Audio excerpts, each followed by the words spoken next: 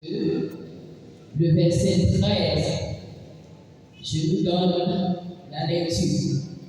Jacques 2,13. Car le jugement est sans miséricorde pour qui n'a pas fait miséricorde. La miséricorde triomphe du jugement. Amen. Si la miséricorde triomphe du jugement.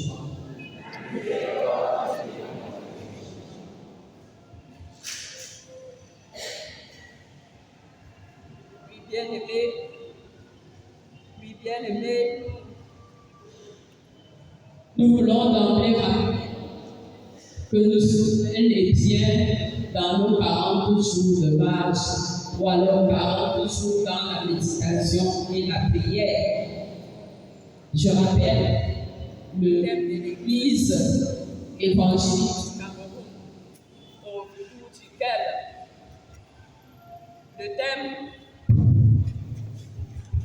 autour duquel les 40 jours sont bâtis. Missionnaire, un appel à la multiplication des disciples. Tu te souviens, non? La fatigue est là. Dis arrête de voir fatigue. Alors, reprends le thème, la fécondité missionnaire. Un appel à la multiplication des disciples.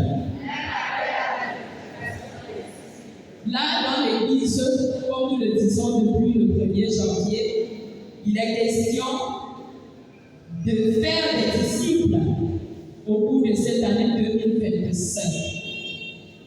Et cela consiste à faire au moins 2 choses. Amener les non-croyants à accepter Jésus et les affermir dans la foi, dans les préalables de la foi.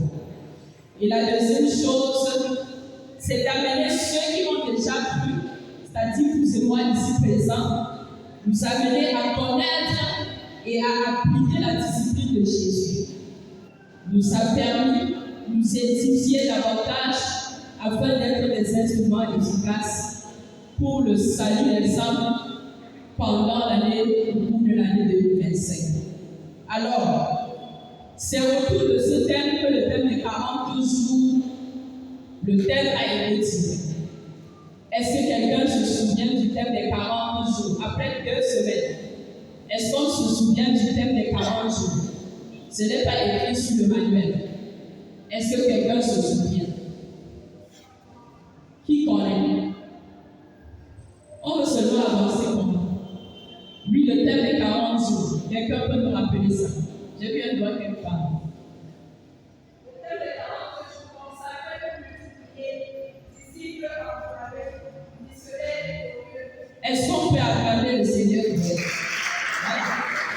Consacré pour multiplier. On ne peut pas seulement venir avancer, on avance vers eux. Consacré pour multiplier. Dis un peu ça en toi-même. Disciples enflammés. Missionnaire victorieux. Avant de sortir d'ici aujourd'hui, il faut écrire ça quelque part.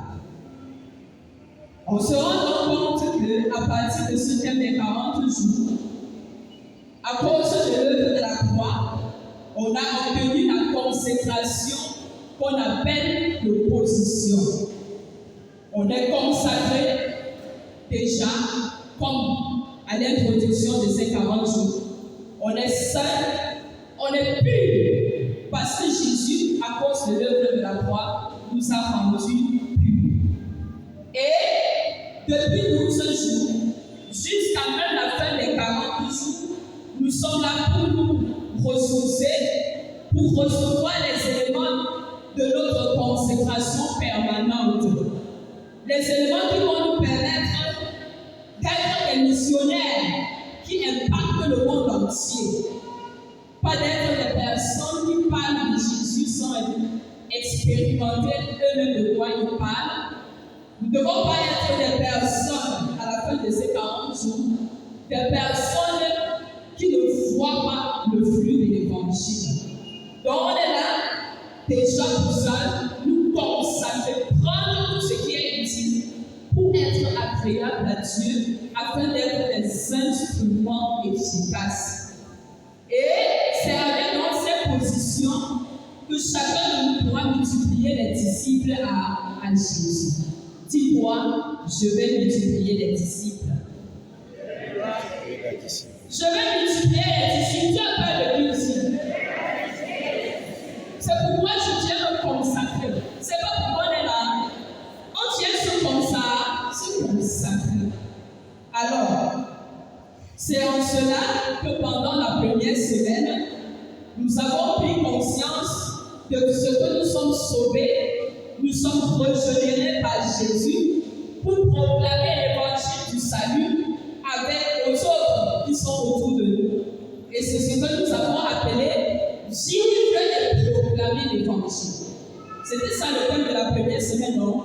Vivre et proclamer l'évangile. Donc en une semaine, chacun a su ce que Dieu dit de lui, ce qu'il est devenu et la nécessité pour lui de proclamer l'évangile. Et la semaine dernière, nous avons vu la nécessité de nous dépouiller à chaque instant. Et on a appelé ça la vie de sainteté pour la mission. Une vie de sainteté. Pas seulement des moments de sainteté, voilà des moments de sanctification. Quelques instants, parfois pendant le culte, on peut dire à Dieu, pardonne-moi, mais toute une vie au bout de laquelle, de façon permanente, on peut dépouiller devant le Seigneur afin d'être agréable à ses yeux pour porter la mission qu'il nous a assignée. Et cette troisième semaine, donc, nous abordons le sous-thème vivre pour Dieu, multiplier les disciples. Vivre pour Dieu, multiplier les disciples. Reprends ce sous-thème-là. Vivre pour Dieu. Et tu as peur de dire ça. C'est ça que nous venons chercher. Vivre pour Dieu. Multiplier les disciples. Donc les orateurs vont tout à tout répondre à la question comment vivre pour Dieu pour être capable de multiplier les disciples. Donc il sera question de toucher de bout en bout, de toucher certaines vertus chrétiennes qu'on appelle les valeurs spirituelles ou alors les principes de foi, les principes de la foi de base. On va toucher ces éléments qui vont permettre qu'on puisse être disposé et disponible pour la mission. Il s'agit entre autres des notions comme la justice, la miséricorde, comme c'est des notions qu'on va aborder ce soir. En semaine, on va également parler de la grâce de Dieu, de la notion de compassion, de la confiance en Dieu, du salut des âmes, de comment rendre compte à Dieu de sa mission, ou alors de sa foi. On va aussi parler de la rencontre avec Dieu. Puis bien aimé, voilà en quelque sorte le déroulé de cette troisième semaine. Parlons dès à présent de la miséricorde et de la justice. Dis à ton voisin, justice et miséricorde. Qu'est-ce que la justice? Voilà la première question que nous posons. Qu'est-ce que la miséricorde? Pendant que je travaillais sur ce thème, je me suis rendu compte que sur le plan étymologique, la justice, ou alors le mot justice, vient d'un latin qu'on appelle justitia, qui est dérivé de justus, qui signifie juste, ou alors droit. Dans le contexte biblique, la justice désigne le respect des droits et des lois de Dieu pour garantir l'équité entre les êtres humains. Donc la justice, sur le plan biblique, c'est l'application de la loi de Dieu dans les relations humaines. La justice de Dieu, c'est l'application des lois, ou alors de la loi de Dieu dans les relations entre les hommes. Et la justice implique dans les notions comme l'équité, la droiture, la véracité. C'est l'idéal de Dieu pour les relations entre les humains. Donc pour Dieu, qu'il n'y a pas de relation sans la notion de justice. Remarquons en lisant ces deux textes, le Somme, ouvrons nos Bibles, le Somme 92, le verset 15. Je reçus pour nous ce texte. Le Somme 92, verset 15 dit que Dieu est juste et droit. Dieu est juste et droit. À côté de ce Somme, le Somme 89, verset 14 dit la justice est la base du trône de Dieu. L'amour et la fidélité sont devant le Seigneur. Alors, on peut remarquer avec ces deux textes que la justice pour un chrétien se définit comme justice de Dieu. Justice de Dieu, ça se définit par rapport à Dieu, par rapport à la parole de Dieu et rien d'autre. Donc la justice pour un chrétien se définit par rapport à la parole de Dieu et rien d'autre. Donc, on voit que dans le texte de Colossiens chapitre 4, le verset 1 par exemple, quand Dieu dit par la bouche de l'apôtre Paul aux Colossiens, soyez justes les uns envers les autres, il veut tout simplement dire de respecter la discipline qui est mentionnée dans la parole de Dieu vis-à-vis de son prochain. La discipline de droiture, d'équité et de véracité vis-à-vis de son prochain, conformément à la parole. La notion de miséricorde, quant à elle, sur le plan étymologique, vient d'un mot latin, miséricordia, qui est dérivé de deux mots. Miseria, qui signifie la misère, qui signifie aussi la pauvreté, qui signifie la souffrance, ou alors le malheur. Et le deuxième mot dérivé de miséricorde, c'est corps, qui signifie le cœur. Une manière de dire, sur le plan étymologique, la miséricorde est ce sentiment qu'on éprouve, ce sentiment de sensibilité à la misère, à la souffrance, à la difficulté, au malheur de quelqu'un. Sur le plan étymologique, le cœur sensible à la douleur de quelqu'un. Alors, dans le contexte biblique, on peut donc comprendre que la miséricorde désigne l'expression de la compassion d'une part et de la grâce de Dieu d'autre part à l'endroit ou alors envers les hommes.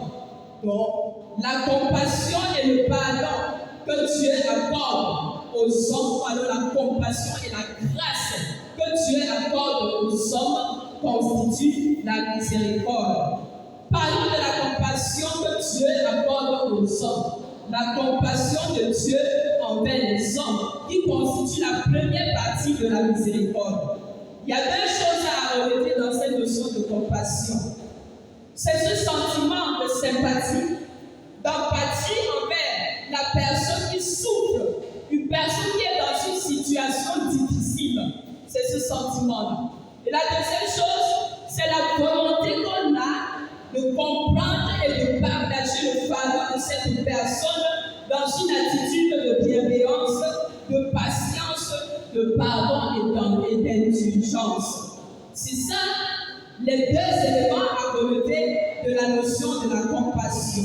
Et la compassion ici n'a rien à voir avec la pitié simple. La pitié, c'est un sentiment de regret qu'on peut avoir envers quelqu'un qu'on trouve d'intérieur, considéré comme inférieur ou alors comme étant dans une situation misérable. On peut le voir et on dit ouais, vraiment. Ça, c'est la pitié. La situation nous bouscule. Mais la compassion va au-delà d'être bousculée. La compassion va dans le fait, jusqu'au fait qu'on partage sa douleur et on se presse comme une herbe pour le relever dans la situation. Oui, bien aimé, tandis que le compatissant dit par exemple, ne t'en fais pas, tu vas t'en sortir dans la situation. Tandis que cette personne respecte sa dignité et son autonomie cette difficulté, celui qui est juste dans la situation de pitié peut aller jusqu'à lui manquer du respect par derrière, se moquer de lui dans la situation. Parce que cela, il ne porte pas la situation comme un fardeau. Regardez par exemple un ami qui écoute attentivement quelqu'un et qui lui offre son soutien face à une situation difficile. Il prend du temps pour écouter et il lui apporte une solution. Ça, c'est un homme compatissant. Mais un homme qui est juste dans la pitié, c'est quelqu'un qui, à peine tu vas lui dire, mon frère, voilà, t'es seul, non, attends, prends de l'argent, ça va régler ton problème. Ça veut dire, il ne prend pas du temps pour partager cette douleur avec toi, mais il peut s'en débarrasser, il peut se débarrasser de toi comme un objet, croyant que ton vrai problème, c'est de l'argent. Puis bien aimé, la miséricorde, comme on a dit, désigne l'expression de la compassion et de la grâce de Dieu envers les hommes. On a parlé de la compassion. Et la notion de grâce, de façon brève, c'est l'amour. L'amour de Dieu envers les hommes. Dieu qui leur offre gratuitement cette faveur sans considération de leur limite ou de leur mérite ou de leurs actions. Ça veut dire dans la notion de grâce, il y a la notion de gratuité. La grâce de Dieu est offerte gratuitement, sans que les hommes aient à mériter ou alors à la payer. La notion de grâce est aussi une notion universelle, parce que la grâce de Dieu s'étend à tout le monde, sans distinction de race, de sexe, de religion ou alors de n'importe quoi. La notion de grâce est inconditionnelle. La grâce de Dieu est offerte sans condition, sans que les hommes aient à remplir des exigences ou alors à suivre des règles. La notion de la grâce, enfin, est rédemptrice, parce que la grâce de Dieu, c'est une force rédemptrice qui sauve les humains du péché et de la mort. Donc voilà en quelque sorte, la miséricorde s'étend dans deux choses. La compassion d'une part et la grâce de Dieu de l'autre part. Pour dire qu'on ne peut pas parler de la miséricorde sans parler de Dieu, parce que la miséricorde est attachée à la grâce qu'aucun homme ne mérite et à la notion de compassion. Et on peut, en passant par ces définitions, on peut donc entrer dans une étude sur la notion de justice de façon particulière dans les textes de la Bible qui ont été proposés. Qu'est-ce qui est dit au sujet de la justice? Quels sont les différents types de justice? Qu'est-ce qui caractérise la justice? Quelles sont les conséquences de la justice? Voilà les éléments qu'on peut aborder de façon brève sur la notion de justice. La notion de justice, prenons notre texte sur lequel nous avons médité ce matin, Lévitique chapitre 19, versets 31 à 37. On a médité, non? Qui a médité? C'est le texte du jour. Les autres n'ont pas médité. C'est le texte de la Bible. Dans ce passage, il est écrit: vous ne commettrez point d'iniquité, ni dans les jugements, ni dans les mesures de dimension, ni dans les poids, ni dans les mesures de capacité. On se rend compte donc que le mot justice, lorsqu'on prend le mot grec hébreu comme moi, qui a été traduit par justice, cela désigne également la droiture et l'équité.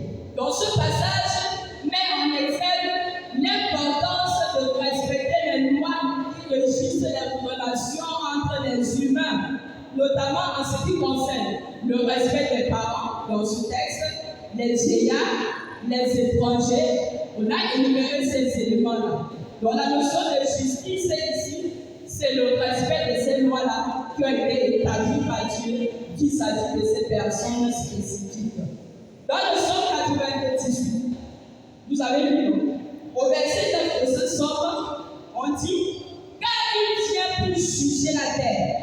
Il jugera le monde avec justice. Il jugera le monde avec justice. Je m'arrête là. On se rend compte que le mot justice qui est mentionné dans ce passage, dans la version hébreu, signifie, comme on a dit, la droiture. On voulait juste éliminer. Ça signifie la droiture ou alors l'équité. Donc le sol ici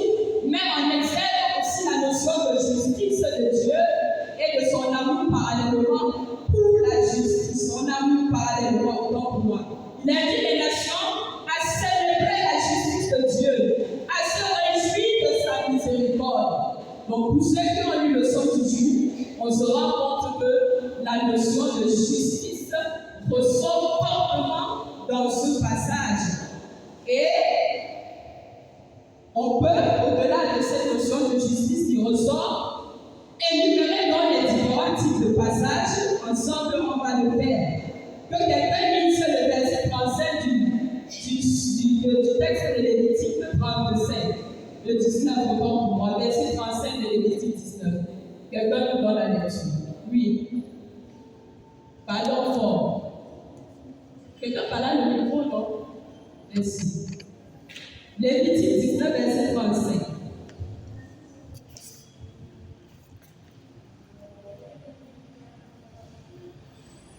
Pardon, donnez-nous la lecture.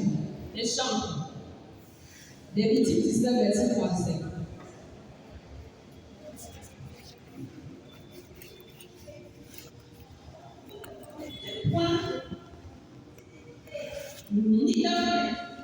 Oui. Une catégorie de justice dont Dieu veut faire allusion.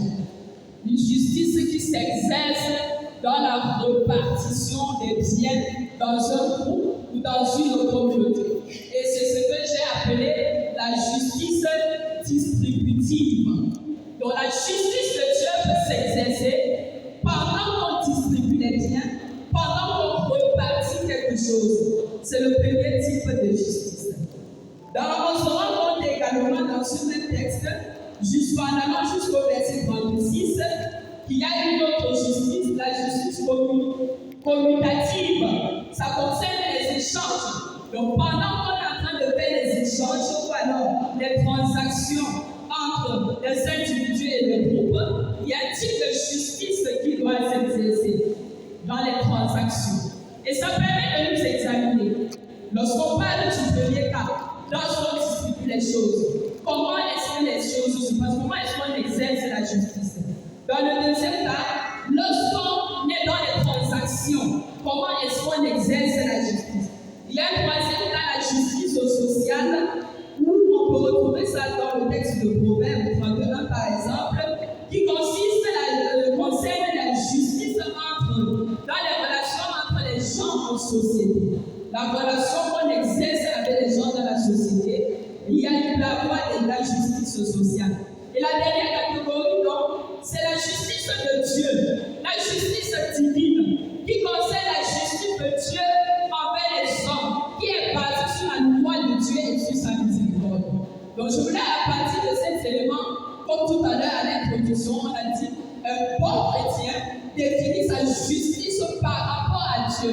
Que ce soit la justice sociale, que ce soit la justice distributive ou commutative, si cela n'est pas en harmonie avec la parole de Dieu, on passe à côté de la notion de justice. Les caractéristiques de la justice, tout à l'heure, j'ai cité en disant, il y a la notion de l'équité. L'équité, ça implique l'impartialité dans les décisions, dans les actions. On voit par exemple dans la parole de Dieu, le prophète Ésaïe, qui est un exemple d'équité. Il a défendu les droits des pauvres, les droits des opprimés. Et le Christ lui-même, dans son cahier de charge, reprendra tout ça. Il est venu pour relever ceux qui ont le cœur brisé, ceux qui sont courbés, pour apporter une lueur d'espoir à ceux qui sont au perdu de l'espoir. Donc c'est ça la première caractéristique. Il y a cette notion de l'impartialité dans les actions et dans les décisions. Il y a également la notion de droiture, qui est liée étroitement à la notion de respect des droits, ou alors de la loi. La justice implique le respect des lois, des règles qui régissent les relations humaines. Donc ça, c'est une autre caractéristique de la justice, la droiture. Et on observe tout cela pour nous demander, comme Dieu, est-ce qu'on est droit? Est-ce qu'on respecte les lois qui ont été établies pour nous faire avancer? On verra par exemple dans la parole de Dieu, le roi David, qui est un exemple de la droiture. Il a respecté la loi, il a respecté la justice. Dans le texte de 1 Samuel, par exemple, 24, on va détailler cela dans le psaume 119. On précise comment est-ce qu'il est attaché à la loi de Dieu. Il respecte cela sans sauter un seul mot. Ça, c'est une autre caractéristique de la justice. La troisième, c'est la véracité dont j'ai fait part tout à l'heure. ou alors tout simplement la protection des lois, des droits. Donc dans la notion de véracité, on voit le mot vrai. On voit comment on protège le droit, les intérêts des individus, des groupes. On voit comment cela relève la notion de sincérité ou alors d'honnêteté. Donc la justice a une des caractéristiques, c'est l'honnêteté. L'honnêteté, la sincérité, la vérité. Pas le mensonge, mais la vérité. Donc la notion de justice de Dieu, ce sont ces trois éléments-là. Et on verra dans le cadre de la véracité, le prophète, le dernier prophète que vous connaissez bien, Jean-Baptiste, qui est un exemple de la véracité. Il dit la vérité au sujet de Jésus. Il dit la vérité au sujet du péché des hommes. Répandez-vous, il va aller jusqu'à dire à ce petit père. Oui, bien aimé, on se rend compte que la notion de véracité, lorsqu'elle est absente, on ne peut pas parler de la justice. Les conséquences de la justice. Quand il y a la justice, quand ces éléments, ces caractéristiques sont mises ensemble, il y a la stabilité. Là où on se trouve, il y a une stabilité. Il y a la sécurité. Personne ne se sent en insécurité. Il y a la paix. Il y a la confiance. Il y a la crédibilité. Les gens ne doutent pas des uns et des autres. Quand il y a la justice, ces éléments regroupés, les choses sont en harmonie. Et on peut, en dernier aspect, pour faire une liaison et clôturer sur la notion de miséricorde, en disant par exemple dans le texte de tout à l'heure, dans Lévitique, chapitre 19, 34 à 31 à 35, il est mentionné au verset 34, vous traiterez l'étranger en séjour parmi vous comme un indigène au milieu de vous. Le mot miséricorde, alors ici bien aimé, est mentionné dans ce texte de façon explicite. Ce n'est pas de façon non explicite, autant pour moi. Ce n'est pas une miséricorde, mais on y ressort la notion de miséricorde. L'idée de traiter l'étranger avec compassion, avec respect. Cette idée, c'est la notion de miséricorde. Donc ce passage met en exergue l'importance de traiter les autres avec miséricorde, ou alors tout simplement avec compassion et en tenant compte de la grâce de Dieu à leur endroit. Le Psaume 98, quant à lui, dira « Il fait connaître sa délivrance. À la face des nations, il a révélé sa justice. » Le mot miséricorde n'est pas aussi présenté de façon directe, mais l'idée de la délivrance de Dieu implique la notion de miséricorde. Un Dieu qui prend plaisir à délivrer son peuple. Donc il a compassion d'eux et il manifeste sa grâce à leur endroit. Alors le psalmiste ira donc jusqu'à inciter les nations à célébrer Dieu pour cette miséricorde qui a été accordée à l'humanité. Je dirais, dans la suite du travail, on a énuméré plusieurs types de miséricorde. Au moins deux. La miséricorde des hommes et la miséricorde de Dieu. La miséricorde de l'homme concerne le fait que les hommes doivent exercer l'un envers l'autre, ou alors les uns envers les autres, cette faveur, cette compassion et cette grâce, c'est-à-dire partager la douleur avec les autres, partager les douleurs des autres avec eux. Ça, c'est la miséricorde qui est naturelle. Chacun peut dire à son enfant, il faut avoir, quand ton frère a un problème, porte ce problème avec lui. Ça, c'est la miséricorde au premier plan, la miséricorde humaine. À côté de ça, à travers la parole de Dieu, on se rend compte qu'il y a la miséricorde divine. La miséricorde qui incarne dans les deux mots qui ont été définis tout à l'heure. La compassion, mais la grâce de Dieu qui est centrée sur la notion de la grâce de Dieu.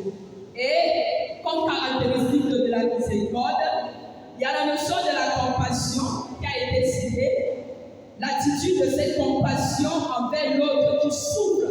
On ne peut pas parler de la miséricorde si ça ne nous dit rien la souffrance des autres. Si l'échec dans ce que quelqu'un ne nous dit rien. Si en voyant l'autre ne pas avancer, ne nous dit rien du tout, c'est qu'il y a un problème. On peut dire je suis miséricordieux, mais c'est faux. Il n'y a pas la notion de compassion en toi. La deuxième chose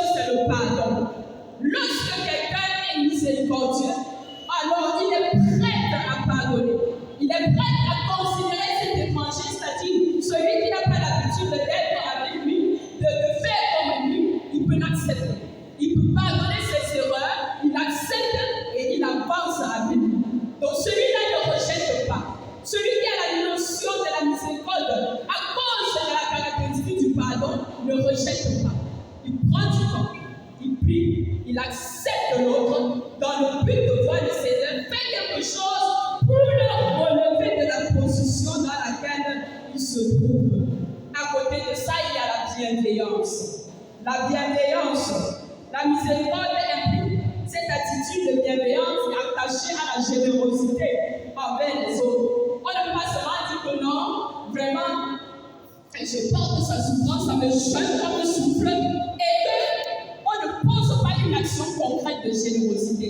Pour celui qui est véritablement dans la notion de miséricorde de Dieu, va toujours accompagner la notion de compassion, du pardon, par une notion de générosité. Il va poser une action diagonale, une action qui va permettre sur le plan palpable de régler, de régulariser la situation. Et enfin, il y a la notion de patience. La notion de patience implique tout simplement le fait d'être indulgent envers la personne qui est dans les difficultés. Prendre du temps et être indulgent. Prendre du temps et observer. Prendre du temps, persévérer dans les actions que nous sommes en train de poser pour pouvoir relever la personne. Là, on porte les caractéristiques de la miséricorde de Dieu. Et donc, s'il fallait s'arrêter là, on pourra dire, entre le mot justice et miséricorde, on relève qu'il y a des points divergents, mais aussi il y a des points convergents. Les points divergents qui existent, c'est que, au niveau des objectifs, lorsqu'on veut pratiquer la justice, au niveau de l'objectif, la justice vise à établir l'équité, comme on a dit, la véracité, comme on a énuméré tous ces trois éléments, et dans les relations humaines. Ça se limite là.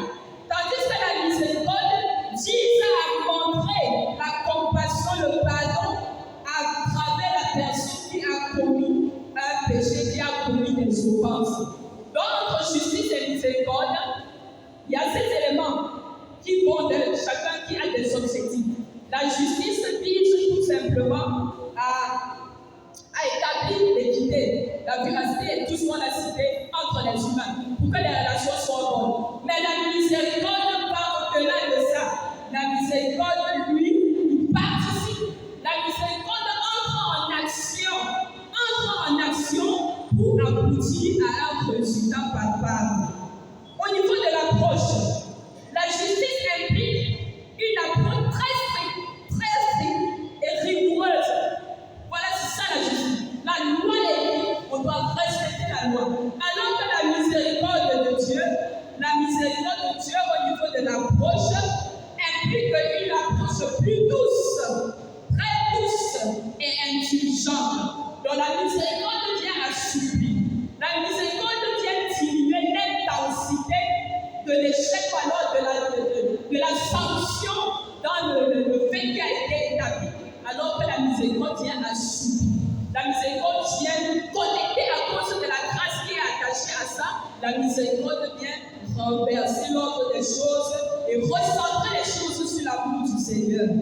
Les conséquences, au niveau des conséquences, la justice peut entraîner jusqu'aux conséquences négatives. Ça veut dire, quand tu as violé la loi, voilà les conséquences qui en découlent. Tu as fait autre chose. Tu n'es pas inéligible, tu tombes dans la situation. Alors que la miséricorde, au niveau de la conséquence, peut entraîne toujours aux conséquences positives. Ça veut dire que j'étais dans une situation néfaste, une situation de difficulté. La miséricorde vient toujours me pousser à sortir de la situation pour aboutir à la situation de force, dans la situation où je suis en bon état. Donc, voilà un petit écart qui existe entre la justice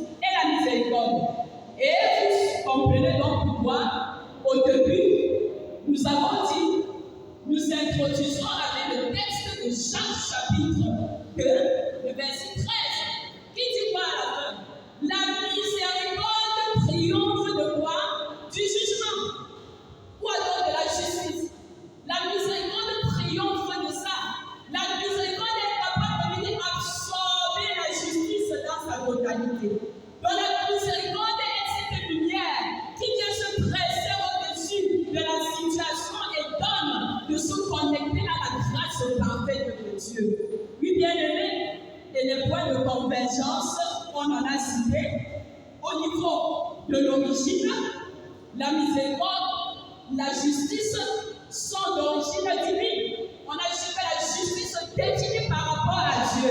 Comme dans l'Ancien Testament, comme dans la loi et les prophètes, la justice de Dieu est bien définie là-bas. Et la miséricorde, quant à elle, est également d'origine divine.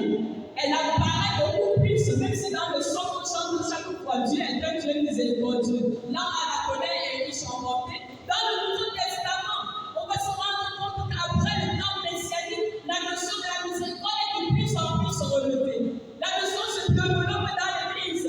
La miséricorde vient prendre place pour que la grâce puisse avoir tout son sens. L'importance, que ce soit de la justice ou de la miséricorde, cela est important dans les relations entre les êtres humains. Parce qu'on a dit, comme tout à l'heure, cela apporte la paix, la stabilité, cela apporte l'harmonie au milieu du peuple rassemblé. Il y a donc cette interdépendance. La justice ne peut pas marcher sans la miséricorde. La justice et la miséricorde sont interdépendantes. Parce que la justice sans miséricorde peut être tellement dure. Et on ne parle pas de la miséricorde lorsque la notion de la justice, lorsqu'il n'y a pas de loi. La miséricorde vient apporter une certaine souplesse à la loi qu'on appelle la justice. Donc les deux termes sont liés. Et comme je l'ai dit, la miséricorde sans justice peut être indulgente. La miséricorde sans justice peut amener les gens à dire que je peux pécher comme je peux faire ce que je veux et Dieu ne me demandera rien parce qu'il est miséricordieux. Non, il n'y a pas de miséricorde sans la justice. La miséricorde se définit par rapport à la loi de Dieu, par rapport à la parole de Dieu. Et la parole de Dieu donc prend tout son sens quand la miséricorde est entrée en action pour témoigner de la grâce de Dieu. Donc, en conclusion, bien aimé, je dirais, avec le Psaume 85, verset 10, quelqu'un peut lire Psaume 85, verset 10. En clôture, Psaume 85, verset 10. Les chantres, lisez pas. Dans la version du second, la bonté et la fidélité se rencontrent. La justice et la paix s'embrassent. Quoi? La justice et la paix font quoi? S'embrassent. Marche comme ça.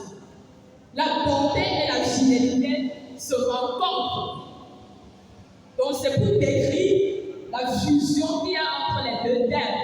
Lorsqu'on parle de la bonté, la justice de Dieu et de sa miséricorde, il doit avoir une fusion. L'un ne marche pas sans l'autre. Ils s'embrassent. La paix, c'est la miséricorde, ils s'embrassent. La bonté, c'est la miséricorde, ils s'embrassent. Ils se rencontrent sur le chemin pour qu'il y ait équilibre. Et nous clôturons, comme je l'ai dit, avec Jacques 2, 13, la miséricorde triomphe du jugement. Dis ça à quelqu'un. Dis à toi-même maintenant. La miséricorde triomphe de la justice. Oui, bien aimé. La miséricorde de Dieu est une miséricorde infinie. Infinie, conformément à Somme 103, verset 17, la miséricorde de Dieu est infinie. Donc le temps de la loi est passé. Le temps messianique est passé. Le temps de la loi, c'est quoi? Un temps pour. Le temps messianique que Christ est venu donner tout ce qui est nécessaire, montrer le chemin et accomplir l'œuvre du salut pour que l'homme soit capable d'entrer dans l'épanouissement de Dieu comme prévu depuis la création.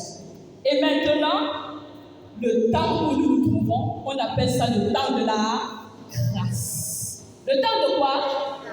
Ça, c'est le temps de la grâce. Donc, on ne peut rien dire en ce moment sans parler de la notion de grâce. Tout en ce moment tourne autour de la grâce. Ce qui suivra, c'est le temps du jugement.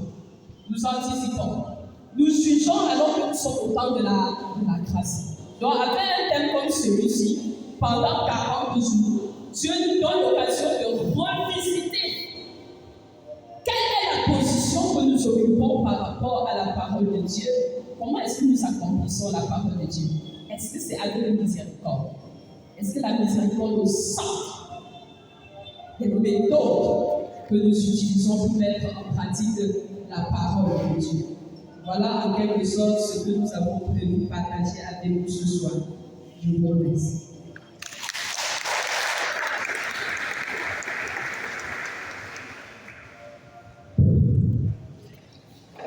Bien-aimés,